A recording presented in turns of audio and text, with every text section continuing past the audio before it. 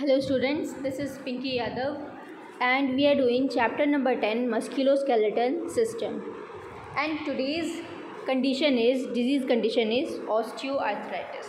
Okay, so osteoarthritis is a type of musculoskeletal condition in which degenerative joint disease or osteoarthritis is slowly progressive.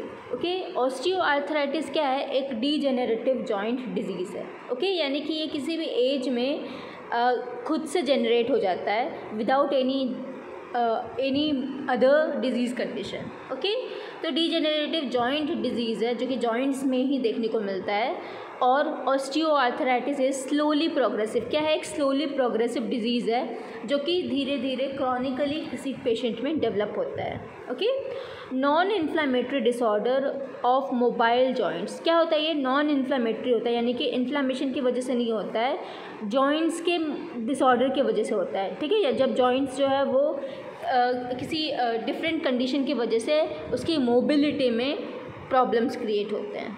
Okay, particularly weight bearing articulation. Particularly osteoarthritis किसकी वजह से होता है? जब जो wait बहुत ज़्यादा पुट ऑन करते हैं, बहुत ज़्यादा वेट उठाते हैं, जैसे कि जो जिम में जो ट्रेनिंग करते हैं उनको सबसे ज़्यादा देखने को मिलता है ऑस्टियोआर्थराइटिस. ओके, सो डेफिनेशन क्या है ऑस्टियोआर्थराइटिस का? कि known as degenerative joint disease और osteoarthritis is slowly progressive and non inflammatory disorder of mobile joints.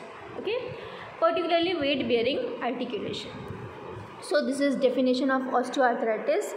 Next is causes of osteoarthritis. ठीक है, causes क्या है? तो breakdown of cartilage. Okay, there is only one causes जिसमें कि क्या होता है, जो कार्टिलेज होता है उसका ब्रेकडाउन हो जाता है. ओके, यहाँ पे कॉजेज़ के दो टाइप्स हैं, प्राइमरी ऑस्टियोआर्थराइटिस और सेकेंडरी ऑस्टियोआर्थराइटिस. ठीक है, प्राइमरी ऑस्टियोआर्थराइटिस क्या होता है? It is occur elderly more commonly in women. Okay, सबसे ज़्यादा कॉमन किस में है? वुमेन में है, वो भी एल्डर एज में. Okay, women than man. It is caused by trauma, obesity, heredity और एजिंग. किस किस की वजह से हो सकता है? ट्रॉमा की वजह से हो सकता है, मोटापे की वजह से, ओबेसिटी की वजह से हो सकता है, हेरिडिटी और एजिंग की वजह से.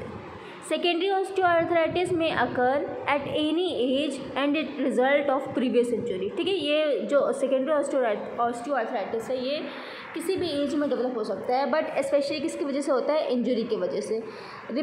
Repeat strain, joint dislocation, fracture, inflammation, congenital dislocation of hip and disorder of nervous. ठीक है, इसके अलावा किस वजह से हो सकता है? तो रिपीट स्ट्रेन मतलब कि कंटिन्यूसली अगर हमारे जॉइंट्स पे स्ट्रेन आते रहता है, ठीक है, तो उसकी वजह से हो सकता है. जॉइंट डिसलोकेशन की वजह से हो सकता है, फ्रैक्चर की वजह से हो सकता है, inflammation, congenital dislocation. Okay, risk factor क्या है? तो ऑस्टियोआर्थराइटिस का ओल्डर एज में भी risk of osteoarthritis increase by age. Okay, age में ही ज़्यादा इंक्रीज होता है इसका चांसेस. सेक्स में किसमें होता है? Women are more prone to osteoarthritis. ठीक है, वुमेन में ज़्यादा केसेस देखने को मिलता है ऑस्टियोआर्थराइटिस. ओके, नेक्स्ट है ओबेसिटी. एक कारण है जिसकी वजह से कि किस ऑस्टियोआर्थराइटिस हो सकता है. ओके, स्पेशली नी, हिप और स्पाइन पे इसका असर पड़ता है. ठीक है, नी, हिप और स्पाइन में. नेक्स्ट है स्ट्रेनियस एंड रिपीटेटिव एक्सरसाइज. ठीक है, ऐसे एक्सरसाइज जो बॉडी पे बहुत ज़्यादा स्ट्रीनियस होता है. स्ट्रीनियस मतलब होता है बहुत ज़्यादा जो बॉडी के जॉइंट्स पे दबाव डालता है. ठीक है, तो उस एक्सरसाइज की वजह से हो सकता है. और रिपीटेटिव जो एक्सट्रीम एक्सरसाइज करते हैं, बहुत ज़्यादा अपने आप को एक्सरसाइज करवाते हैं, बहुत ज़्यादा वेट लिफ्ट करते हैं, उसको हो सकता है. इन्फ्लामेशन और स्पेसिफिक आर्थराइटिस की वजह से भी हो सकता है. जेनेटिक डिफेक्ट की वजह से भी ये हो सकता है, कार्टिलेज में अगर कोई जेनेटिक डिफेक्ट हो तो. ओके, तो ये सब क्या है? इसका रिस्क फैक्टर है. नेक्स्ट है क्लिनिकल मैनिफेस्टेशन. क्लिनिकल मैनिफेस्टेशन में first of all we see in a patient that patient is suffering from joint pain. Okay, अगर पेशेंट को ऑस्टियोआर्थराइटिस है तो उसका जॉइंट पेन उसको कंपल्सरीली होगा during and after movement and localised affected joints. ठीक है, कब होगा? ज़्यादातर तो मूवमेंट के दौरान होगा. ठीक है, pain increase with activity and decrease with rest. ठीक है, पेन एक्टिविटी के साथ साथ क्या होगा? अगर ज़्यादा एक्टिविटी होगी तो ज़्यादा पेन होगा, और कम एक्टिविटी होगा, रेस्ट अगर ज़्यादा होगा तो उसमें कम हो जाएगा. ओके, पैरेस्थीसिया का मतलब होता है होल बॉडी पेन. ओके, उसके वजह से हो सकता है, पैरेस्थीसिया की वजह से. Then muscle weakness. Okay, muscle paraesthesia is also when night के समय में बहुत ज़्यादा पेन फील होगा जॉइंट्स में.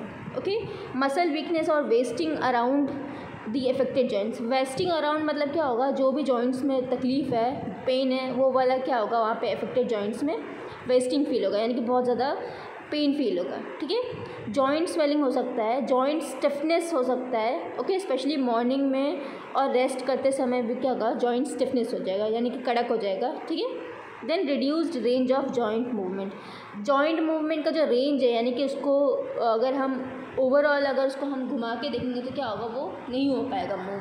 Okay, next is diagnostic evaluation. Diagnostic evaluation क्या कहते हैं, first of all physical examination से हम पता कर सकते हैं कि पेशेंट को ऑस्टियो आर्थराइटिस है। ओके, देन एक्सरे शो करेगा दैट जॉइंट्स जो है वो क्या हो गया है, नैरो हो गया है, उसके बीच में जॉइंट्स के बीच में क्या हो गया है, स्पेस आ गया है। ओके, और osteophytes at the joint margin and the subchondral. ठीक है, यानी कि क्या होगा, मार्जिन्स पे ऑस्टियोआर्थराइटिस में क्या होगा, जॉइंट्स के मार्जिन पे क्या होगा, देखने को मिलेगा सब कॉन्ट्रल बोन। ओके, सब कॉन्ट्रल बोन क्या करता है कि एक्स्ट्रा बोन डेवलप होता है जो कि जॉइंट्स में स्पेस क्रिएट करता है। ओके, तो एक्सरे शो करेगा, सीटी स्कैन एंड एमआरआई से पता चलेगा। Blood test done to evaluate presence of hyaluronic acid. ठीक है, हाइलोयूरेनिक एसिड अगर हम ब्लड टेस्ट करवाते हैं तो उसमें हाइलोयूरेनिक एसिड देखने को मिलेगा। हाइलोयूरेनिक एसिड क्या होता है, एक काइंड ऑफ एसिड है जो कि डेवलप होता है जब भी बोन का बहुत ज़्यादा घिसना स्टार्ट होता है, उसकी वजह से क्या होगा, फ्रिक्शन की वजह से जो जॉइंट्स में प्रॉब्लम्स फेस होने लगती है। ओके, एरिथ्रोसाइट सेडिमेंटेशन रेट यानी कि ESR रेट से पता चल सकता है कि जो जॉइंट्स है उसमें कितना घर्षण हो रहा है। Okay, joint aspiration for joint fluid analysis. Joint fluid analysis के लिए जॉइंट एस्पिरेशन यानी कि जॉइंट में से फ्लूइड, जो साइनोवियल फ्लूइड होता है, उसको निकाल करके फिर उसको लैब टेस्टिंग के लिए भेजते हैं। ओके, ऑस्टियोआर्थराइटिस का मेडिकल ट्रीटमेंट क्या क्या है, तो drug therapy first of all, acetaminophen. Acetaminophen क्या है, एक पेन किलर होता है। NSAID, ये 2 ड्रग है जो कि हम पेशेंट को देते हैं ऑस्टियोआर्थराइटिस में। इसके अलावा क्या है, low dose of salicylates. Okay, यानी कि एस्पिरिन का लो डोज देते हैं।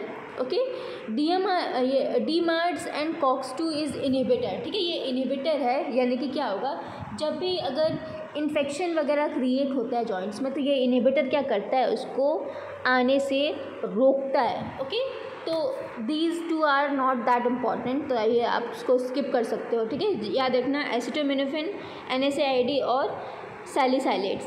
ओके, सर्जरी में arthroscopy surgery and arthroplasty both are the surgery जो कि हम जॉइंट्स में करते हैं to treat joints. Okay, physical therapy में क्या करना है, इम्प्रूव रेंज ऑफ मोशन, यानी कि पेशेंट को बोलना है कि जो रेंज ऑफ मोशन है यानी कि उसको पैर का फ्लेक्शन एक्सटेंशन उस पर ध्यान दें। ओके, मेंटेन मसल मास को मेंटेन करना यानी कि उसको स्ट्रेंथन करना, वो उसकी फ़िज़िकल थेरेपी हम करवा सकते हैं पेशेंट से। ओके, इसके अलावा पेशेंट को एडुकेट करना है अबाउट देयर डिजीज़ कंडीशन, उनको क्या खाना चाहिए, उनको क्या पीना चाहिए, इसके बारे में।